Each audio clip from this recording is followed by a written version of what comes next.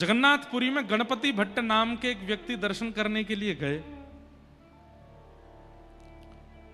उनको किसी ने बोल दिया कि जगन्नाथपुरी में गणेश जी विराजमान हैं और वो गणेश जी के परम उपासक थे। इतने बड़े उपासक थे कि गणेश जी के अलावा किसी को देखते ही नहीं थे। इसको कहते हैं अनन्य उपासना। क्या कहते हैं? और देवता चित्त न धरहीं, हनुमत से ही सर्व सुख करहीं। इसी को कहते हैं अनन्य उपासना, केवल एक के रहना। तो गणपति भट्ट जी जो थे वो गणेश जी के बहुत बड़े उपासक, लेकिन किसी ने उनसे कह दिया विनोद में कि आप जगन्नाथपुरी चले जाओ, वहां पर गणेश जी का बहुत सुंदर विग्रह है। उस समय की बात है, सोशल मीडिया होते नहीं थे, लोग बागों का इतना संपर्क होता नहीं था, ट्रेन भी नहीं चलती थी, बैलगाड़ियों से सफर करते थे। बेचारे वो जगन्नाथपुरी आए तो जगन्नाथपुरी आकर के उनको पता चला कि मुझे तो किसी ने बहकावे में रखा है, यहां कोई गणेश जी नहीं है, यहां तो कृष्ण ही जगन्नाथ बन करके बैठा है।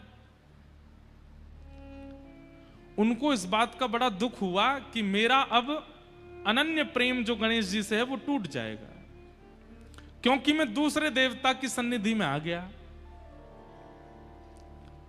समुद्र के तट पर बैठे थे, रो रहे थे, हे गणेश जी मुझसे नाराज मत होना, आप मुझसे दुखी मत हो जाना कि मैं दूसरे देवता के नगर में आ गया, दूसरे देवता का दर्शन करने, पर आप चिंता मत करना, मैं आ तो गया हूं जगन्नाथपुरी, पर मैं दर्शन नहीं करूंगा उनका, क्योंकि मैंने संकल्प लिया है कि आपके अलावा किसी को नहीं देखूंगा मैं।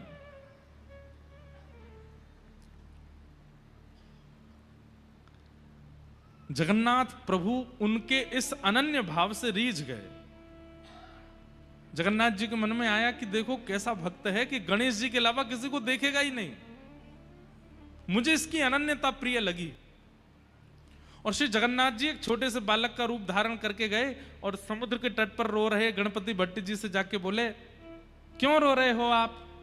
स्वयं भगवान गए तो गणपति भट्ट बोले, चले जाओ यहां से। और मुझे बहका दिया, किसी ने बोल दिया कि यहां तो गणेश जी बैठे हैं, मैं उनका दर्शन करने के लिए आ गया, और मुझे बाद में यहां आके पता चला कि यहां तो छलिया माखन चोर कन्हैया बैठा है। मैं तो सीधे साधे गणेश जी का उपासक हूं, मैं और किसी देवता को नहीं पूजता, मेरी अनन्यता टूट गई, इसलिए मैं रो रहा हूं। तो जगन्नाथ जी बालक के रूप में गए, उसको बोले, अरे भैया किसी ने नहीं बहकाया तुमको, तुम सही आए हो, यहां जगन्नाथ जी साक्षात गणेश ही हैं, और तुमको नहीं विश्वास होता तो एक बार मेरे साथ चल के दर्शन कर लो। नहीं नहीं, मैं दर्शन तो बिल्कुल नहीं करूंगा। क्यों? नगर में आके मेरी अनन्यता टूट गई, दर्शन कर लूंगा तो और अनन्यता टूट जाएगी, बिल्कुल नहीं जाऊंगा मैं। तो जगन्नाथ जी बोले, भैया देखो तुम अनन्य हो ना, गणेश जी के अनन्य भक्त हो? बोले हाँ। तो गणेश जी के सामने आने पर अगर तुम उनका दर्शन नहीं करोगे तो भी तो अनन्यता टूट जाएगी ना। मैं तुम्हें वचन देके कह रहा हूं कि जगन्नाथ जी गणेश जी हैं, और अगर तुम उनका दर्शन करने नहीं जाओगे तो भी तो तुम्हारी अनन्यता टूट जाएगी। अब तो गणपति भट्ट बोले, आपने तो मुझे अब दुविधा में डाल दिया, अब मैं क्या करूं? तो बालक बोला, एक काम करो, तुम आंख पे पट्टी बांध के चलो और जा करके उनका स्पर्श करके देख लेना, अगर लंबोदर लंबा पेट अनुभव हो, लंबी सूंड अनुभव हो, लंबी कान हाथ में स्पर्श करने पर आ जाएं, पट्टी खोल के दर्शन कर लेना। सूंड, कान और उदर ये तो गणेश जी का ही है ना, ये और किसी का तो होगा नहीं। गणपति भट्ट बोले, बात तो ठीक है आपकी। अच्छा, प्राचीन हमने भी संभवतः 2008 या 9 की बात होगी और पुरानी बात होगी, उस काल में जगन्नाथ जी के भीतर गर्भगृह तक जाने की अनुमति तब भी थी। एक समय होता था, दिन भर में हर दर्शनार्थी भीतर जाते थे, और भीतर जाकर के जिस वेदी पर जगन्नाथ जी बैठे हैं उस वेदी की परिक्रमा करके निकलते थे बाहर।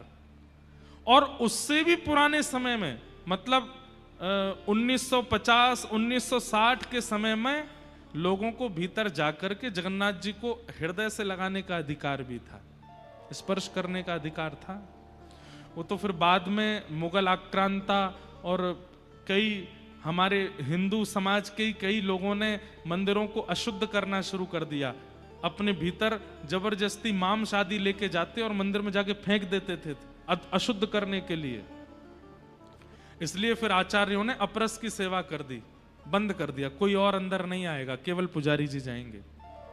नहीं तो पहले सारे मंदिरों में सबको अधिकार था ठाकुर जी के सामने जाकर के स्पर्श करने का।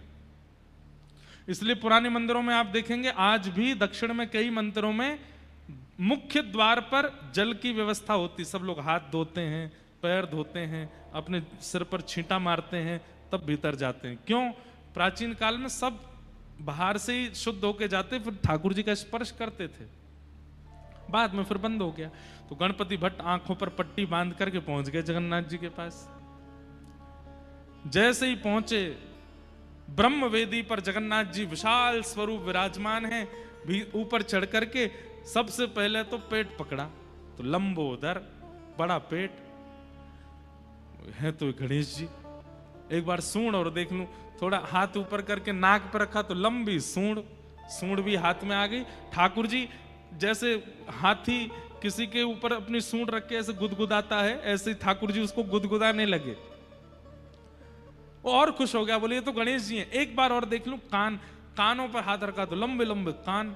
उसको विश्वास हो गया कि ये तो मेरे गणेश जी हैं। तुरंत जैसे ही उसने पट्टी हटाई, सूंड भी गायब हो गई, कान भी गायब हो गए। तो जगन्नाथ जी हैं, ना सूंड है ना कान है, कुछ नहीं है, जगन्नाथ जी खड़े हैं। अब जगन्नाथ जी को देख करके वो तो घबरा गया, बोले अरे राम राम राम राम राम, अभी तो सूंड थी, कहां चली गई? फिर आंख पर हाथ रख के फिर से हाथ लगा के देखा तो फिर सूंड, और हाथ हटा के देखे तो सूंड है ही नहीं। इतना व्याकुल हो गया, रोने लगा, मेरी अनन्यता तोड़ दी छलिया कन्हैया, तुमने मेरी अनन्यता तोड़ दी। मैं आंख बंद करता हूं तो बहलूपिया बन जाते हो, खोलता हूं तो अपने रूप में आ जाते हो। प्रकट हो गए भगवान, हृदय से लगा लिया और गणपति भट्ट से कहा, ये भेद क्यों मानते हो? गणेश जी बड़े हैं, शंकर जी बड़े हैं, नारायण बड़े हैं, ये भेद क्यों करते हो? मेरे विलास अनेक हो सकते हैं, मुझे जब सृष्टि का संहार करना होता है तो मैं ही महादेव के रूप में आ जाता हूं। मुझे जब किसी के कार्य को पूर्ण सिद्ध करना होता है तो मैं ही गणपति बन जाता हूं। मुझे जब लोक संहार करना होता है तो मैं ही दुर्गा बन जाता हूं। और मुझे जब प्रेम उपासकों का प्रेम स्वीकार करना होता है तो मैं ही कृष्ण रूप में आ जाता हूं। ये मेरे ही विलास हैं, मुझ में और समस्त देवी देवताओं में कोई अंतर नहीं है। इसलिए भेद मत मानो। और उस दिन ठाकुर जी ने नियम ले लिया कि आज के बाद जगन्नाथपुरी में स्नान पूर्णिमा के दिन ठाकुर जी 108 कलशों से स्नान करते हैं और स्नान करने के बाद फिर गणेश जी का रूप धारण करते हैं। आज भी सूंड कान गणपति भट्ट की स्मृति में महाप्रभु जगन्नाथ जी का गजानन भेष होता है। हाथी बनते हैं ठाकुर जी गणपति भट्ट के लिए।